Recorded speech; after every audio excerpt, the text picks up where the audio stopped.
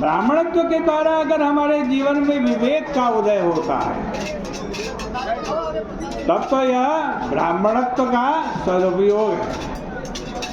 पर अगर ब्राह्मणत्व के द्वारा व्यक्ति के जीवन में अभिमान की इतनी वृद्धि हो जाए कि वह सबको तुच्छ तथा अपने आप को बड़ा मानने लगे, तो इसका अभिप्राय हुआ कि उसकी जो मान्यता थी वह उसके लिए कल्याणकारी नहीं रही।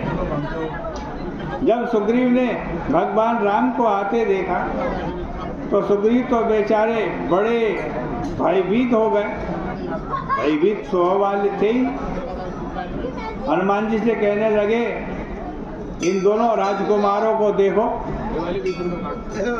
मुझे तो लग रहा है कि बाली ने इन दोनों को मुझे मारने के लिए भेजा है। परंतु आप वेश बदल करके यह पता लगाइए कि ये कौन है।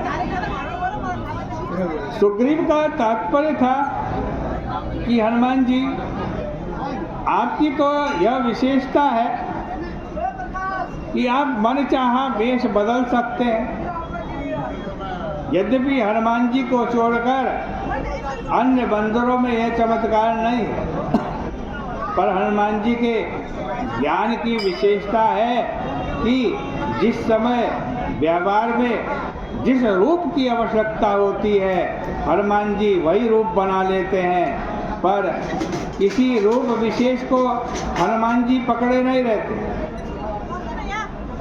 इस दृष्टि से विचार करके यदि देखेंगे तो आपको लगेगा कि हनुमान जी कहीं पर छोटे बन जाते हैं, कहीं पर अत्यंत बड़े बन जाते हैं, कहीं बहुत भारी बन जाते हैं, कहीं बहुत हल्के बन जाते हैं। इसका अभिप्राय यह है कि जिसके जीवन में किसी वस्तु का अभिमान नहीं आता वह सदा वही बना रहना चाहता है।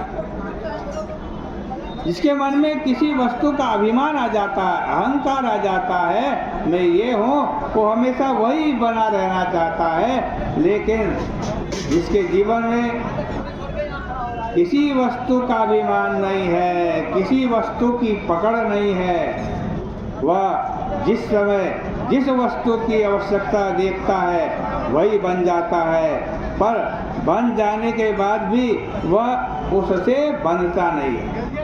हनुमान जी से सुग्रीव जी ने कह दिया कि धरि वट रूप देखोते जाई, ब्राह्मण का रूप बना करके जाकर के इनको देखो, ये कौन है?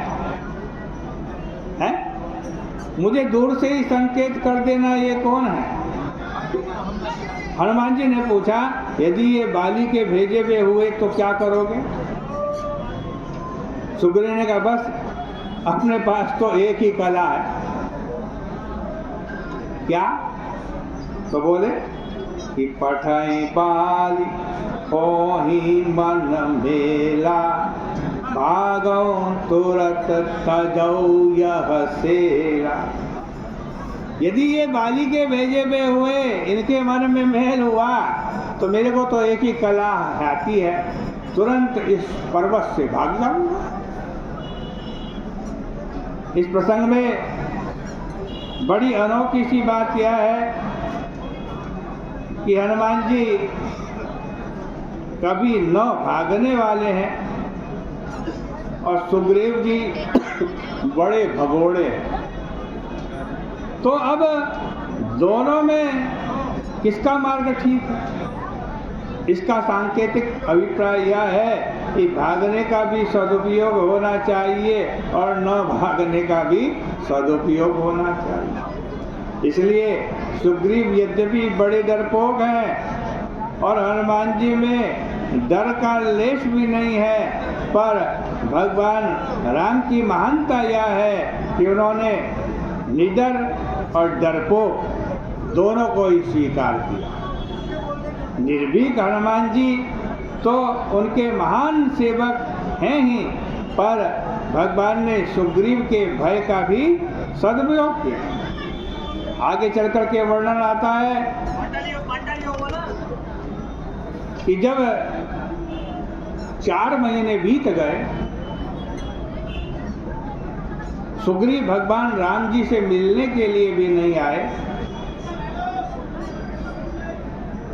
प्रभु ने कहा, लक्ष्मण, मैंने निश्चय किया है कि सुग्रीव का वध मैं कल उसी बाण से कर दूंगा जिससे मैंने बाली का वध किया था। लक्ष्मण जी ने कहा, महाराज मुझे आज्ञा दीजिए, मैं जाकर यह कार्य पूरा कर देता हूँ। प्रभु ने कहा, लक्ष्मण, उसे मारने की आवश्यकता नहीं है, क्योंकि वह तो बड़े डरपोक स्वभाव का है। मैंने डर छुड़ा दिया तो मुझे भूल गया, इसलिए तुम जाकर फिर से थोड़ा सा डर पैदा कर दो तो फिर से वो मेरे पास आ जाएगा। अब अनुजाहि समझावा रघुपति करुणासी, भय दिखाई ले आवहूँ तात सखा सुग्रीव। बस यही है डर का सदुपयोग। भगवान राम ने कितनी मनोवैज्ञानिक बात कही। लक्ष्मण जी से कहा कि मैं अभी जाकर डरा। लक्ष्मण जी ने कहा, मैं अभी जाकर के डराता हूँ। वो तुरंत हाथ पकड़ लिया भगवान राम ने। प्रभु का तात्पर्य था कि भाई सुग्रीव के पास जा रहे हो, डराने जा रहे हो, लेकिन सावधानी से डराना, क्योंकि वह जितने डरने वाला है उतना ही भागने वाला भी है। तो कहीं ऐसा न डराना कि वो मुझसे दूर भाग जाए। इसलिए भय दिखाई ले आऊं, ऐसा डराना कि भागकर वो और कहीं ना जाए, भागकर मेरे पास ही आए, इधर ही आए। इसका अभिप्राय है कि अगर कोई पलायन करके भगवान की ओर भागे तो उसका पलायन करना, उसका भागना भी सदुपयोग है, भागने का सदुपयोग। हनुमान जी जब ब्राह्मण बनकर गए तो जाते ही उन्होंने प्रभु को प्रणाम किया, और जब भगवान श्री राघवेंद्र का राज्याभिषेक हो गया तो प्रभु ने एक दिन एकांत में हनुमान जी से पूछा, हनुमान, नाटक में तो जो बने उसका पूरी तरह निर्वाह तुम्हें करना चाहिए था, किंतु तुम जब पहली बार ब्राह्मण बन करके आए और मैं क्षत्रिय रूप में था, तो तुम्हें चाहिए था कि तुम यह आशा करते कि क्षत्रिय मुझे प्रणाम करे, परंतु तुमने मुझे प्रणाम क्यों किया? वस्तुतः प्रभु तो हनुमान जी के भाव की उज्ज्वलता को प्रकट करने के लिए ऐसा प्रश्न कर रहे थे। वैसे तो प्रभु सब जानते ही हैं। प्रभु का प्रश्न सुनकर हनुमान जी ने भगवान के चरणों को कस के पकड़ लिया और कहा, प्रभु यह बतलाइए कि ब्राह्मण की क्या परिभाषा है, ब्राह्मण किसे कहते हैं?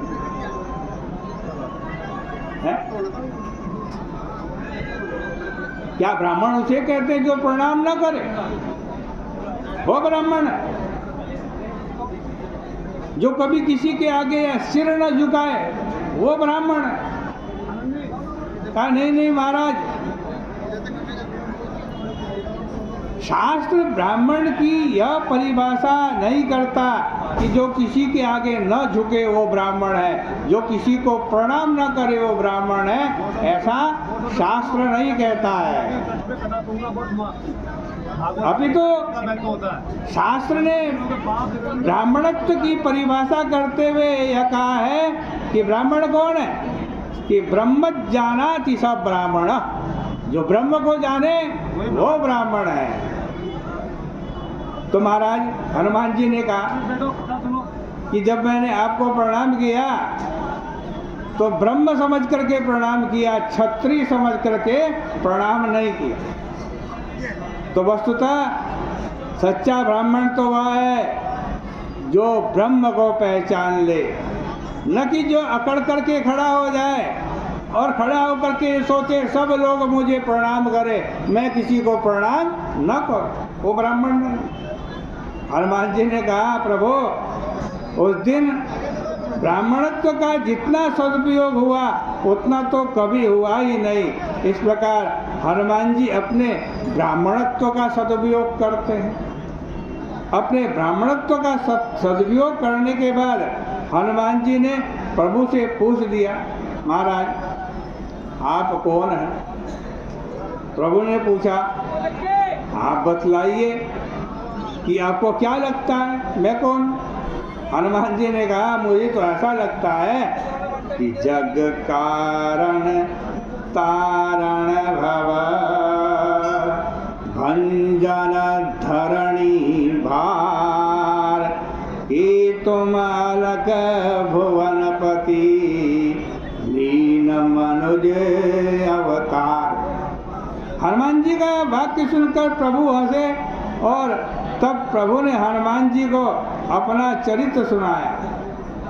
देखो भाई राम जी की कथा ये निरंतर हो रही है।